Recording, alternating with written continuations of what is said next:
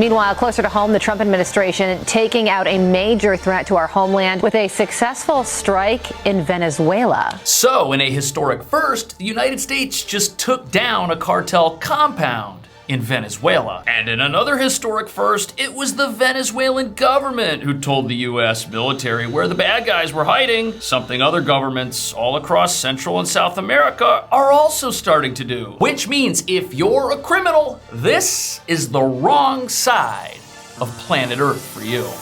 President Trump says the United States has eliminated the leader of Tren de Aragua. The president says the U.S. Southern Command delivered a strike, coordinated, quote, with our friends in Venezuela, with whom we are working very well. Gang known as Tren de Aragua. The Trump administration designating Tren de Aragua as a foreign terrorist organization. Federal prosecutors in New York charging Guerrero last year. He's named as a co-conspirator in the indictment against former Venezuelan President Nicolas Maduro. Are we expecting, or should we anticipate at some point in the not too distant future, the United States to take action against the cartels in Mexico? I think you're seeing action taken against these cartels, right, in the Caribbean and the Southern Pacific by our U.S. military. So you're seeing the will of this president and his influence over the world. This is a huge deal. I mean, they invited our military in, and we were able to identify where he was. And President Trump had the foresight to seize Maduro, change the relationship. We have a totally different energy dynamic around the world. By the way,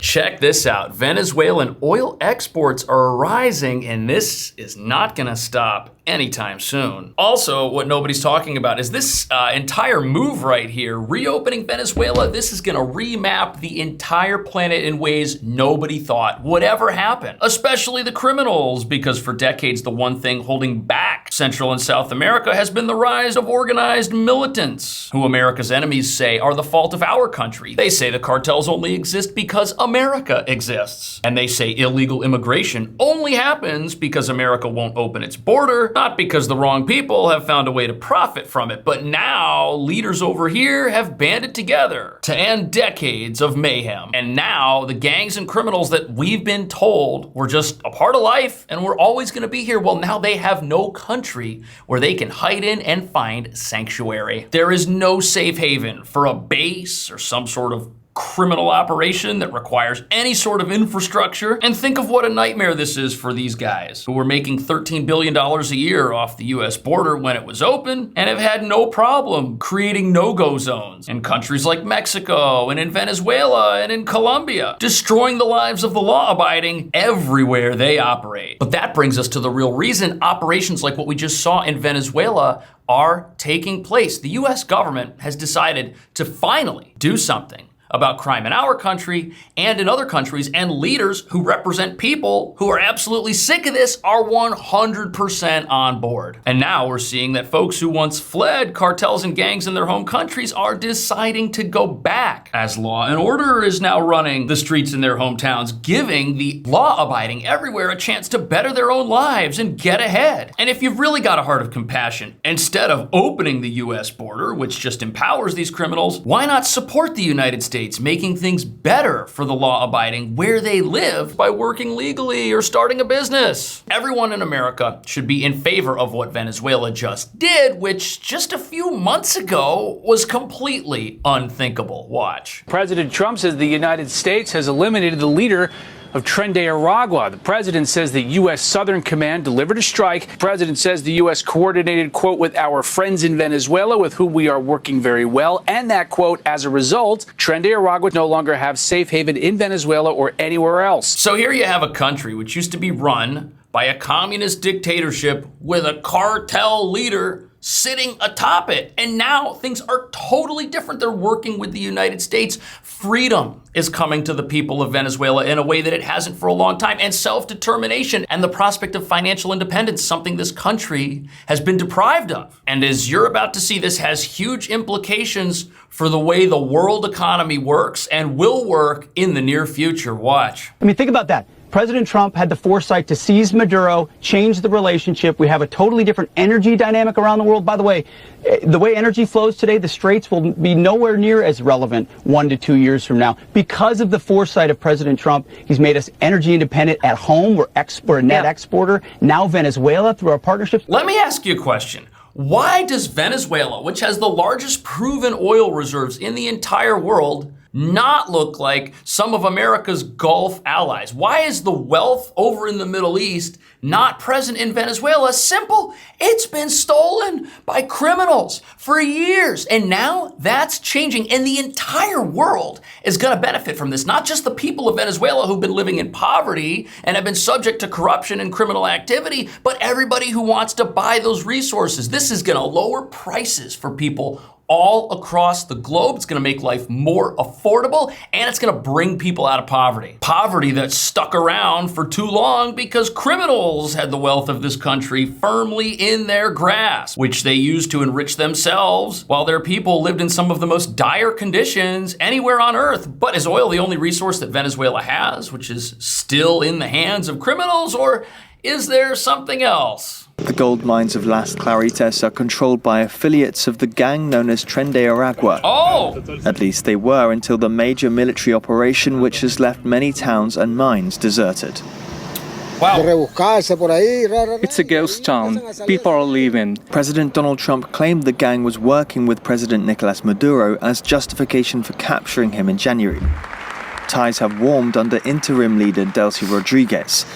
In areas like Las Claritas, her government's expected to grant new licenses to multinationals which haven't operated since the 2000s. Wow. So this territory was controlled by gangs, and it's full of gold and other natural resources, and people have been living in poverty, working for criminal organizations, and now that's gonna end. Now the wealth of this country is gonna come out of it in ways never seen before, and this is gonna take people who are living with nothing. These are people who are starving. It is gonna give them a new future that wasn't possible 6 months ago while Maduro, who was a cartel leader, was sitting pretty in his criminal empire instead of in a New York jail where he belongs. And you know what the other problem is with all of this? Remember, Venezuela, Iran, Cuba, these three countries are part of a regime support apparatus that benefits countries like Russia, who back them. And together, what do? They help each other evade US sanctions. They trade natural resources that are held by a corrupt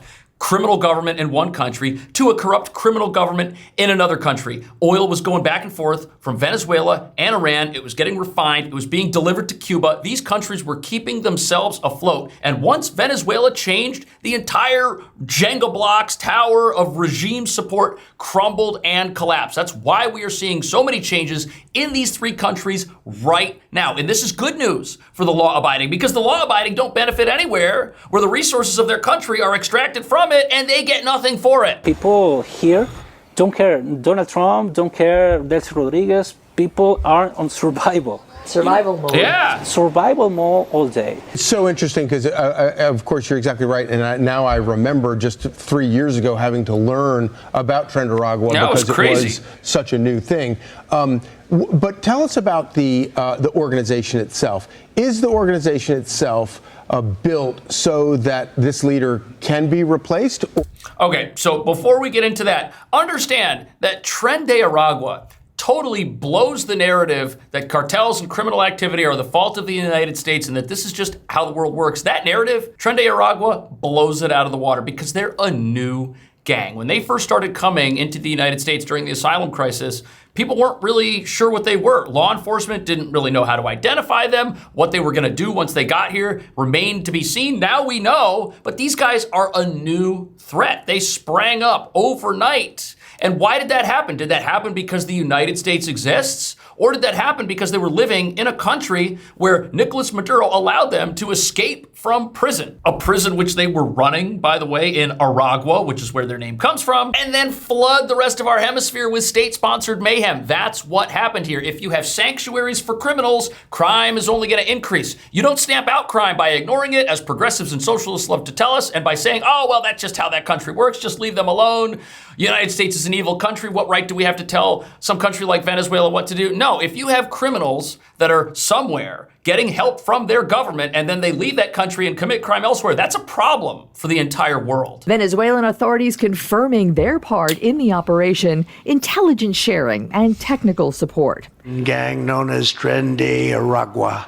The Trump administration designating Tren de Aragua as a foreign terrorist organization. Federal prosecutors in New York charging Guerrero last year. He's named as a co-conspirator in the indictment against former Venezuelan President Nicolas Maduro, who was captured and brought to the U.S. in January to face. So these guys were playing on the same team, the dictator of Venezuela and these criminal gang leaders. But think of what a massive development this is. Just 6 months ago, the idea of Venezuela not being a sanctuary for criminals wasn't on anyone's radar, especially the bad guys, and especially the people who've accepted a dangerous status quo that ruins our entire hemisphere and steals from the law-abiding in places like Venezuela. But now the government of this country is on the right side of history. And how did that happen? Did it happen by accident, or did it happen because America exists and decided to finally do something about it? You see, this is where the idea of American leadership comes in. Had the U.S. done nothing but allow Nicolas Maduro to continue getting rich, we wouldn't be talking about any of this. The country of Venezuela would still fail to benefit its own people because it is stolen from them each and every day by a despotic regime of criminals and gangs who run the place and flood other countries in Central and South America and try to come into the United States and do things like take over apartment buildings. This whole thing was unsustainable. But Venezuela is not the only country right now that is being looked at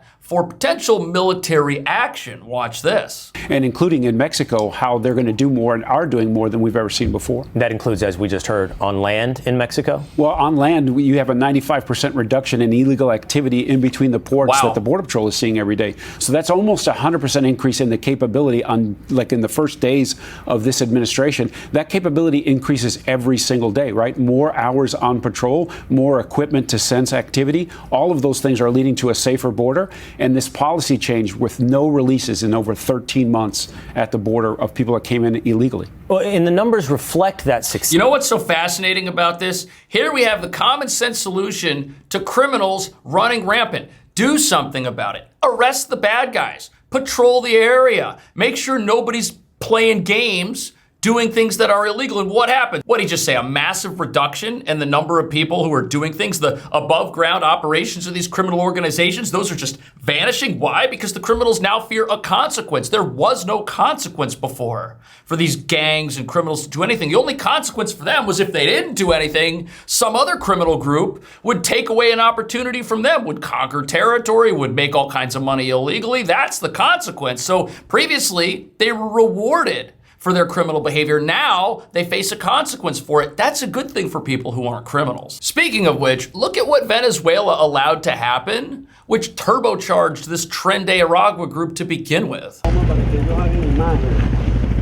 Guerrero has escaped from this Venezuelan prison at least twice, and even from the inside, according to State Department filings, expanded the gang Tren de Aragua's influence transnationally, controlling gold mines and border crossings between Venezuela and Colombia. Wow. So not only was this gang allowed to run rampant and take over a prison, after they were able to get out of this prison, what did they do? They created a transnational criminal enterprise. Now, does that sound like something that can happen in a country that has itself under control? Does that sound like it can happen in a country where the people running it exist in opposition to gangs and criminals like that? Or is it something that can only happen if you get help and if you're allowed to do it? That's what we were witnessing here. We're witnessing cartels and gangs running a country in South America, which made everything worse for South America. And of course, if that's the situation, if that's the status quo, people are gonna flee these countries. People are gonna wanna live somewhere else. People are gonna be willing to break immigration law and come to America, even if Trump's the president, because their homes are being destroyed. But that's being allowed to happen by these criminal governments that shouldn't be there in the first place. But there's another aspect to all of this. Now that crime is on the run in places like Venezuela and places like Mexico, you have things appearing in areas of these countries that were unthinkable just a few months and years ago. Look at this. Brazil, Venezuela, and Guyana are fueling this massive oil export boom in South America, something that never would have happened before. And with Venezuela having the largest proven reserves in the entire world, this area of the globe is going to be where the entire world comes to get this vital natural resource that runs every single country on Earth. Think about what that means for geopolitics. That's going to make the Strait of Hormuz irrelevant. It's not going to be a place where people need to go like they used to. Yes, if it's cheaper to ship out of the Strait of Hormuz, your country still might want to do that. But hey, if there's plenty of oil in South America, if it's easy to get, if it's all over the place, if the price drops, this is where everybody's going to come. They're coming right now. And that is going to mean that these countries, for the first time ever, have the ability to become modern leaders of our entire world. Think about that. And even if you don't want to extrapolate in your mind the few years that it's going to take for this all to get going, look at what's happening in Mexico right now. Trump says the border's out of control and overrun by crime.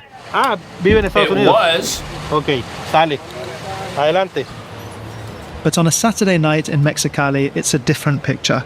Yeah, because the crime's gone. In this border city shaped by generations of Chinese migrants, residents from neighboring Calexico on the Californian side cross back and forth with ease. I was born and raised in California, but I've got family here, so I come over often. Pretty much everything. We come here for our medical appointments.